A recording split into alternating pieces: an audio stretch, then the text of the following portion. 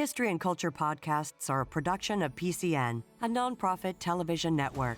Listeners like you make our programming possible. To learn more about PCN's mission and to support PCN with a donation, visit pcntv.com. This link and others can be found in our show notes. We appreciate your support. Welcome to PCN's History and Culture podcast. I'm Phil Beckman. This podcast series features interviews exploring Pennsylvania's rich history from the colonial era to industrialization, the Gettysburg Campaign to sports history, and from art to politics and more. We're joined by Stephen Burg, a history professor at Shippensburg University. Welcome to our show. Oh, thank you. It's great to be here. How many African American burial grounds are there across Pennsylvania? That's a great question, and it's the perfect question to start with. We, over the last several years, my students and I and others around the state have been trying to answer that question.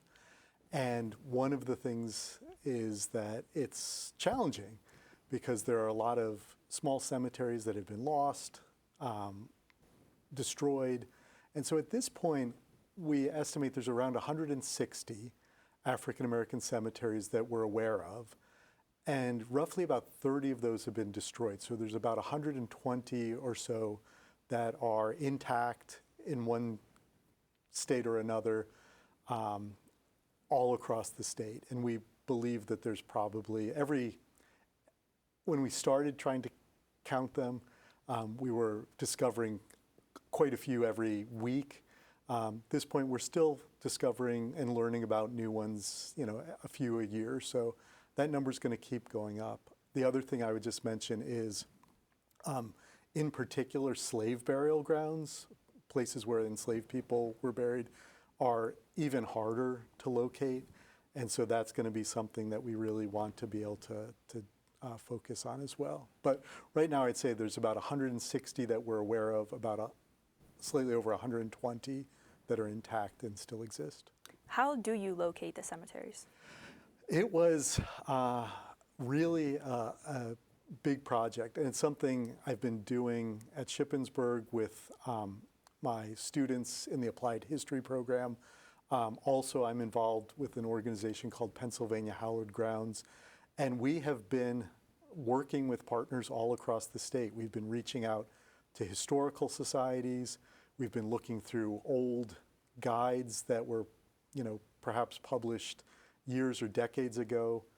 In the 1930s, there was a New Deal program that was trying to locate cemeteries that were associated where veterans were buried. And so that was a big documentation effort. And then the other thing is people just call. They found something in their yard.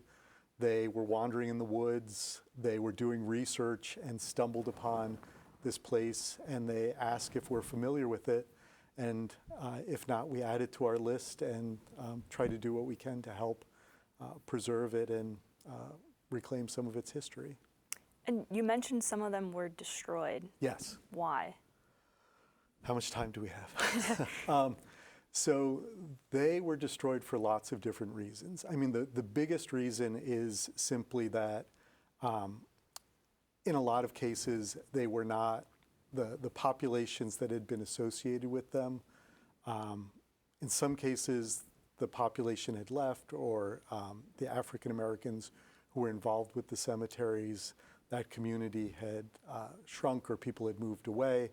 But in some cases, especially in the period after, in the mid-20th century, as we were seeing things like urban renewal projects and slum clearance projects and efforts to beautify communities, sometimes African American cemeteries were targeted as something that was considered to be blight, and they were removed. So can I give you a couple quick examples?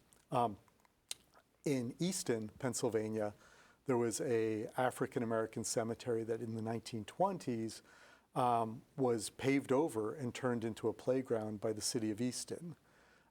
In Carlisle, Pennsylvania, in the 1970s, the borough of Carlisle targeted the historic Lincoln Cemetery that was in downtown Carlisle and removed the tombstones and wanted to turn it into a playground. And the largest cemetery in Pittsburgh, which was the Lincoln, also called the Lincoln Cemetery, was first partially destroyed to build a baseball field, and then became completely destroyed for the city's first public housing project. Close to, in Steelton, Pennsylvania, the Midland Cemetery, which is a really interesting historic cemetery. At one point, they decided to straighten the road and put part of the road right over the historic African American cemetery that was there. So I could literally give you examples for the next half hour, but there's just been a lot of reasons. And one of the things that's important is that when the Historic Preservation Act of 1966 was created and the National Register of Historic Places was created, cemeteries were not considered something that really should be protected in the same way as other historic buildings or landscapes. They were seen as something that local communities really should take the responsibility for, and because there were so many of them and everybody considers them important, there was much less protection put in place at the outset. And Pennsylvania still has pretty weak laws protecting historic cemeteries. Can you take us to an African American cemetery? If we went to one, what would we see? Okay. So I'm going to take you to the Locust Grove Cemetery in Shippensburg because it's the one that I've been working with the longest and probably am the most familiar with. So there's all different kinds.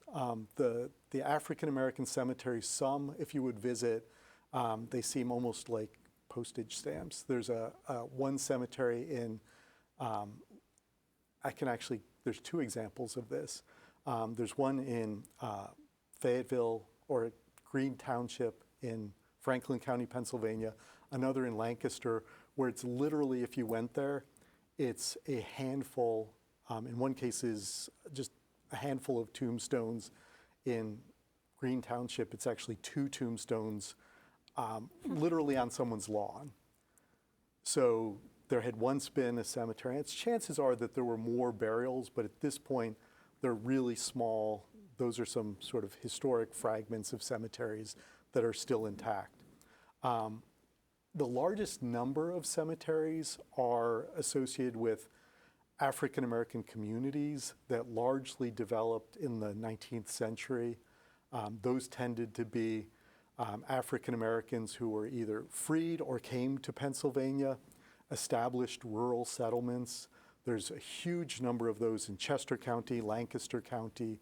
And those would be usually places that were the center of that rural African American community. So there was the cemetery, and quite often what we'll discover is when you go to those sites, you will also find either the remnants or in some cases an actual church building or archaeological remains from a church building, because that was really, that commonly held ground served that rural African American community.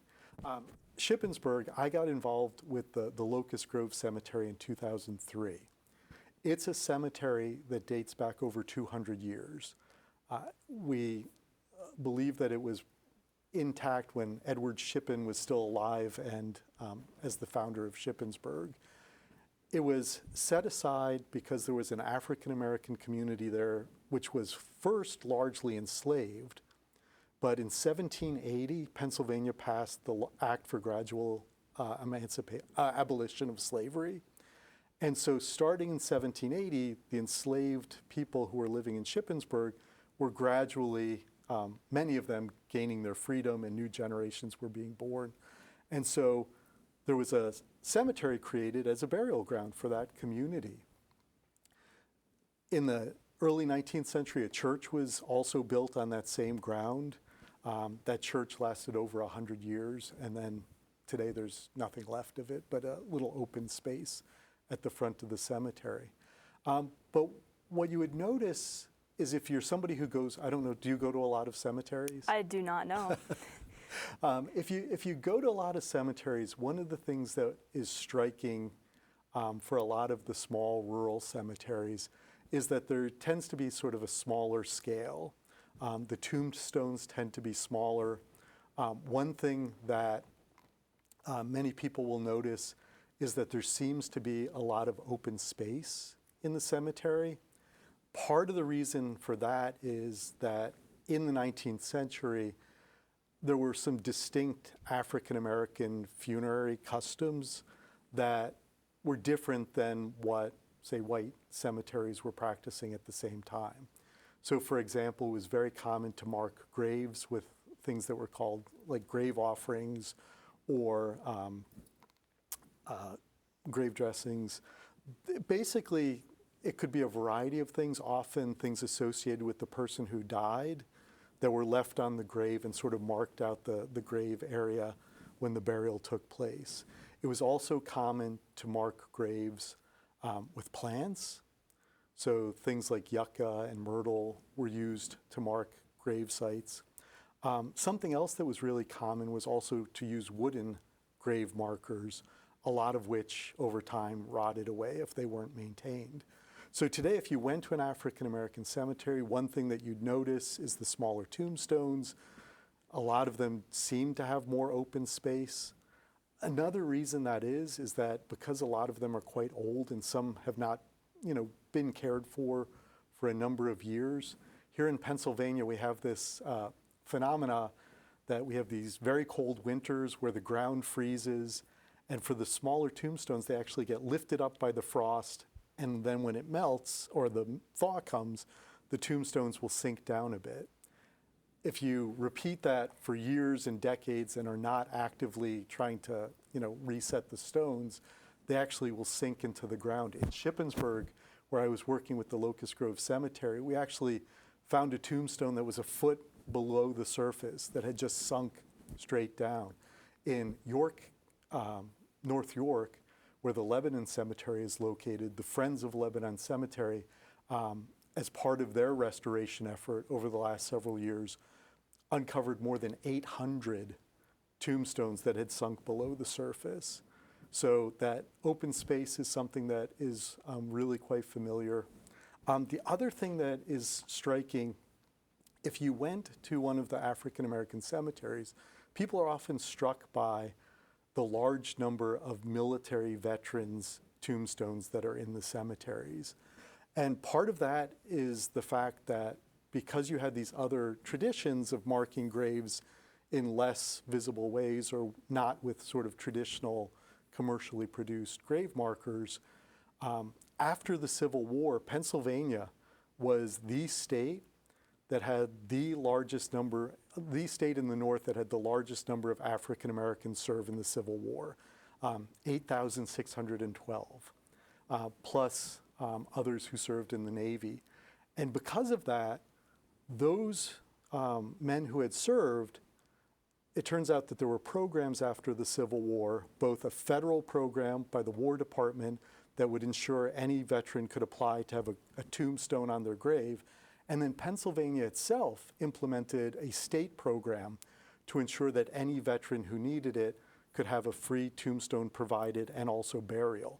So what that means is that in African American cemeteries, because there's a large number of African Americans who were veterans, both in the Civil War and then subsequent conflicts, you'll see a lot of these veteran tombstones. And there's some cemeteries that I visited where literally the only tombstones there are for veterans. And if you didn't know, you'd think, wow, this is a tiny cemetery with only one or two people buried there.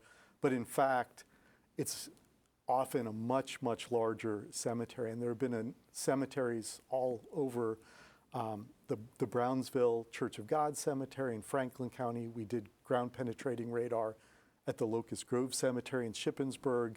In Columbia at the Zion Hill Cemetery, they did ground penetrating radar. And what's amazing is just what looks like a fairly small cemetery. Once you look what's under the ground, you discover that there's far more burials than it might appear. So those are some of the things that you would notice. Are there any unmarked graves? So that's from you walking into the cemetery, you would think, yes, there's a lot of unmarked graves.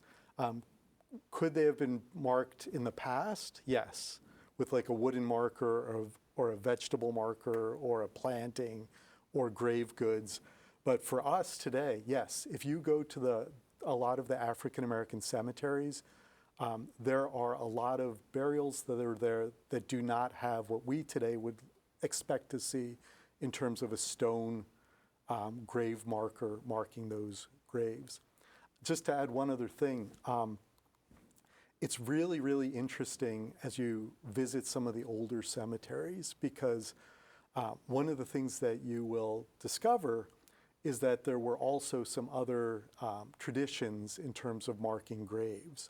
One, which is something that's not unique to Pennsylvania, there's a historian named Lynn Rainville, or she's an archaeologist or an anthropologist who's done work in Virginia, that there are a lot of traditions of marking graves with field stones, stones that might just be found or shaped using hand tools. And even in Lancaster County saw a lot of these just stones that have been shaped into, often they'll be triangular with a point on the top, or they might be rectangular and placed upright in the ground. I think it's the Bethel AME Church I'm going to get the community wrong, in Lancaster County, northern Lancaster County, has a couple of those in its churchyard. In the fall of 2022, I was making a survey of cemeteries around the state and went to what's called the Gaines Family Cemetery, which is in Clinton County, and it's probably one of the most remote places I've gone. It was a settlement that was established by two African American men who had been enslaved in Virginia and basically traveled as far north as they could go. They ended up at today's, it's part of the Sproul State Forest, and they created a homestead there. And as part of that homestead, there's a cemetery, and much of the cemetery is just, it's in the forest, the ground is moss, and there's these small rectangular pieces of sandstone that were fashioned into headstones. So are there unmarked graves? Yeah, but there's also graves that are marked in ways that if you're not looking, you might think that's just a stone, or that's just a lily growing up from the ground, but they're actually marked graves as well. Why are African American cemeteries different or separate? Okay, so African American cemeteries are separate, and this is something that goes back as far back as the history of Pennsylvania. In general, most people don't think about the fact that Pennsylvania did have slavery from the beginning of almost from the earliest days of the colony. And slaves were often buried in separate areas. And part of it was an act of racial separation, racial segregation, that there was an interest in having blacks and whites at rest in separate places after they died. So segregation and death. As we get into the 19th century, one of the things that you will see is that as public cemeteries are being created, they will have specific language in their documents that bring them into creation, their bylaws or their incorporation documents that say that this is a place only for the burial of whites. And so you will see that in Shippensburg, for example, when the Spring Hill Cemetery was founded in 1861, as the public cemetery, it included language that it was only for white burials. And that was something that continued until the end of the 20th century. So we did have segregation, but also I think that because there was discrimination, there was racial prejudice in Pennsylvania, African Americans chose to create their own cemeteries as places that they could control, that they could own, that they could ensure that people would be buried in a dignified way, that they would be maintained as a place where the people's loved ones could rest in perpetuity, and that it really was a space where whatever was going on in the rest of society, this is a place where African Americans could be with honor and dignity and peace. It's one of my favorite examples. There were exceptions. There's a lot of cemeteries around the state that didn't discriminate based on race. The Shriner Cemetery in Lancaster was open to people of any race. But my favorite example is the Lincoln Cemetery in Harrisburg, which is a huge cemetery founded after the Civil War. It was founded in part because the African American cemeteries that existed in Harrisburg were crowded and really in terrible condition. The Harrisburg Cemetery was created, which did not allow African Americans to be buried in it, and they also did not allow the creation of a separate African American section within that cemetery. So the African American community, with the assistance of white folks in Harrisburg, created the Lincoln Cemetery. And in their founding documents, they're explicit that anyone can be buried in their cemetery. And there's a great comment where they say, you know, no white person should feel like they'll be excluded from this cemetery. So they really were committed to this idea that even though it was primarily an African American burial ground, that anyone was welcome on the grounds. Let's talk about them today. What are some of the common threats that are facing African American cemeteries? Okay. So one of the things that I would say, there's a number of threats. A lot of the cemeteries today are maintained by a really diverse group of people. Sometimes it's descendants who are taking care of the cemetery, and will have either a local group or committee that is doing the work. Sometimes it will be a municipality. Sometimes it will be a Boy Scout troop, a veterans association. It's really, you know, a nonprofit. There are a number of cemeteries that are sort of legacy corporations. The largest African American cemetery in the state, which is the Eden Cemetery in Collingsdale outside of Philadelphia, has over 90,000 burials, and it's a, you know, very supported by a corporation and a board to maintain that site and that work. But for a lot of the cemeteries, there's so many that it's a person or a couple of people who are trying to maintain these places. Often they will have no perpetual care fund whatsoever, that they often were supported by a church or a fraternal organization. Many of those don't exist anymore. And so there is one of the things that we see, and this is, I'm speaking now, I'm a member of the board of an organization called Pennsylvania Hallowed Grounds that started in 2013. Barbara Barksdale is the chair. She's just a phenomenal force of nature and someone who's been doing cemetery preservation work at her own cemetery in Steelton since the 1990s, over 30 years. And the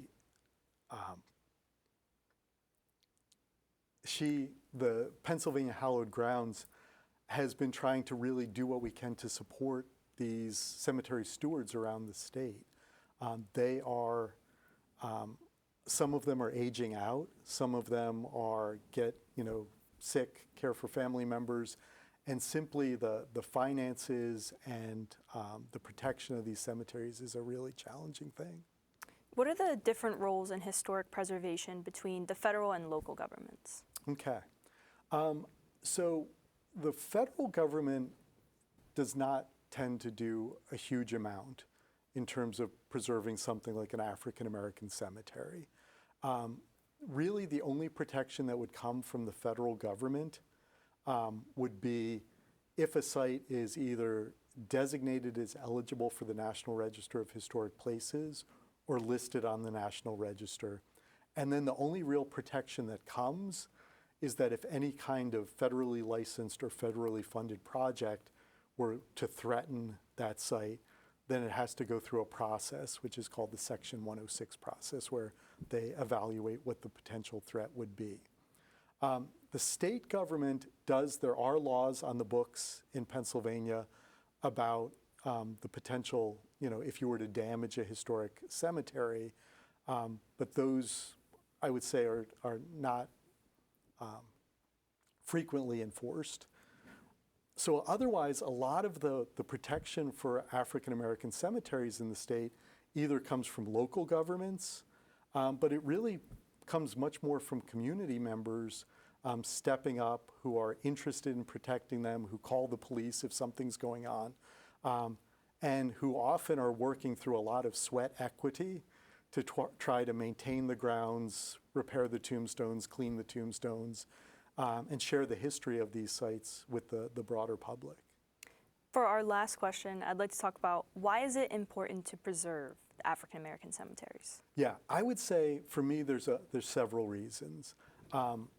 A lot of folks who got involved with Pennsylvania hallowed grounds or cemetery preservation do it because they have a personal connection, a passion. There's a lot of descendants, and these are places that are really important to the people who have family and relatives buried in these cemeteries.